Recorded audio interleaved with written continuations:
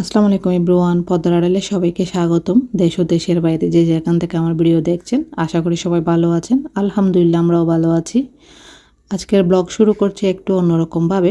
আমাদের প্রতিদিনের রুটিনের কারণে কিছু কাজ সবসময় পেছনে পড়ে যায়, যেগুলো সাধারণত করা হয় না। যখন বাচ্চাদের স্কুল বন্ধ থাকে তখন সুযোগ পাওয়া যায় এসব জমা কাজগুলো করার। সকালটা শুরু হচ্ছে একটু ব্যস্ততার মধ্যে দিয়ে। স্কুলের ইউনিফর্মগুলো ধুয়ে নিব, জুতা শু কেসে গুছিয়ে ফেলে রাখবো। সে সাথে বাইরে থেকে অনেকগুলো টমেটো নিয়ে এসেছি। টমেটো এখন প্রায় 10 টাকা করে কেজি হয়ে গেছে, অনেক সস্তা, যার কারণে আমি প্রায় 10 কেজি নিয়ে নিয়েছি, ফ্রিজে রেখে দেব।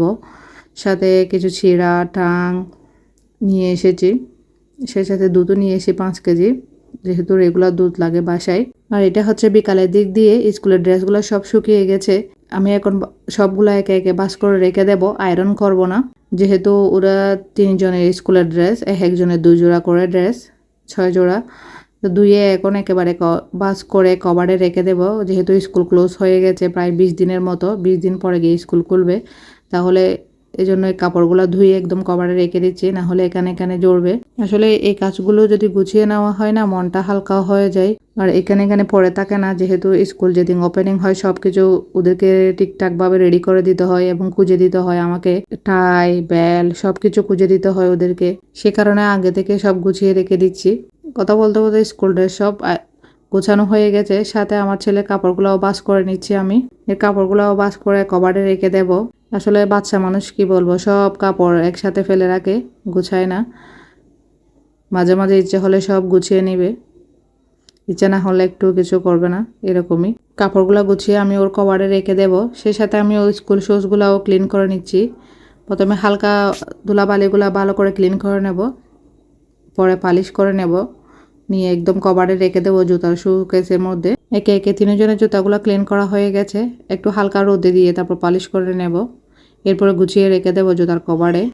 তবে শুধু ঘরের কাছে দিন শেষ হয়ে গেলে কি চলে, তবে একটু আজকে একটু ভিন্ন কিছু করার চেষ্টা করি।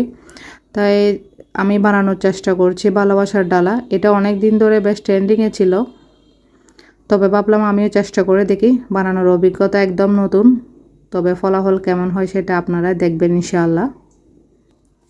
আপনাদের সাথে বকবক করতে করতে চিকেন প্রায় ধুয়ে ক্লিন করে নিয়েছি আমি একদম। সেই সাথে পা দুটো সুতো দিয়ে বেঁধেও দিয়েছি। এখন বুকের মাংসের উপর ছুরি দিয়ে এভাবে কেটে দিচ্ছি, যেন ভিতরে লবণ ঢুকে, এবং হালকা উপরে লবণ, মরিচের গুঁড়া, হলুদের গুঁড়া দিয়ে ভালো করে মেখে নিব চারিদিকে। এই প্রথমবারে বানাচ্ছি নতুন, আমি আর কখনো ভালোবাসার ডালা বানাইনি, যেহেতু ফার্স্ট টাইম বাচ্চাদের জন্য ভালোবাসার ডালাটাই বানাচ্ছি।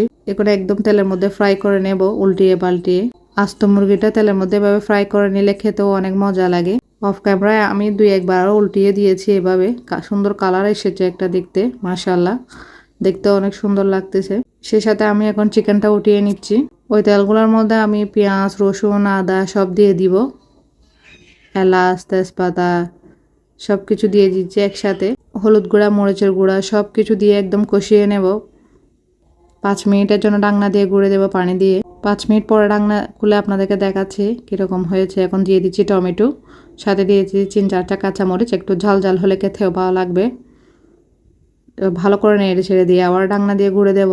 আসলে এই ডালাটা অনেকবার বানানোর ইচ্ছা ছিল, কিন্তু বানাবো বানাবো করে বানানো হয়নি। আজ প্রথমবারে বানাচ্ছি ইফতারি আইটেমে ভালোবাসার ডালা। মাশাআল্লাহ, দেখতে অনেক সুন্দর হয়েছে, টমেটো একদম গলে গিয়েছে। এখন আস্ত মুরগিটা দিয়ে দিব, দিয়ে উল্টিয়ে পাল্টিয়ে দেব এভাবে চারিদিকে অল্প অল্প করে। সে সাথে দিয়ে দিব 1 গ্লাস দুধ, যেন দুধের মধ্যে ওগুলো সিদ্ধ হয়ে যায় মুরগি ভালো করে। এবার নেড়ে ছেড়ে দিচ্ছি। গ্যাসের আগুন মিডিয়াম লো হিটে রেখে ঢাকনা দিয়ে গুঁড়ে দেবো আমি। আসলে এখানে আমি একা কাজ করতেছি না, আমার ছেলেও করতেছে, অফ ক্যামেরার পিছনে আমার মেয়েও করতেছে, আমাকে হেল্প করতেছে, পাশাপাশি সবাই। ওরা সবাই এক্সাইটেড আজকে আমি যে ডালাটা বানাচ্ছি, একদম সিম্পলভাবে বানাবো। এখন মাশাআল্লাহ 10 মিনিট পরে আমি উল্টিয়ে দেখাচ্ছি কীরকম হয়েছে। সুন্দর একটা কালারও এসেছে। এ পর্যায়ে দিয়ে দিচ্ছি আমি 1 চামচ চিনি। চিনি দিলে না রেস্টুরেন্টের টেস্টটা পাওয়া যায়, একদম সেরকম স্বাদটা আসে। যারা এখনও বানান নাই ট্রাই করতে পারেন, একদম সিম্পলভাবে। আস্ত মুরগির রোস্ট এত মজা হয় যা বলার মতো না, একটু চিনি দিলে খেতেও অনেক ভালো লাগে, বাচ্চারাও অনেক পছন্দ করে। সেই সাথে আমি ফাঁকে ফাঁকে এদিকে চিকেনের কাবাবগুলো বানিয়ে নিচ্ছি। চিকেনগুলো একদম কিমা করে নিয়েছি। দিয়ে দিচ্ছি রসুন, আদা, পেঁয়াজ, কাঁচামরিচ, পুদিনা পাতা, জিরার গুঁড়া, ধনিয়ার গুঁড়া, লবণ। ভালো করে মেখে নেব এখন, যেন সব কিছু মিক্স হয়ে যায়। দিয়ে দিচ্ছি 1 চামচ পরিমাণে ঘি। ঘিটা দিলে কি হয়, ভিতরে ড্রাই হবে না, একটু জুসি জুসি থাকবে, খেতেও অনেক ভালো লাগে। রেডি হয়ে গেছে আমার চিকেন কাবাবের জন্য।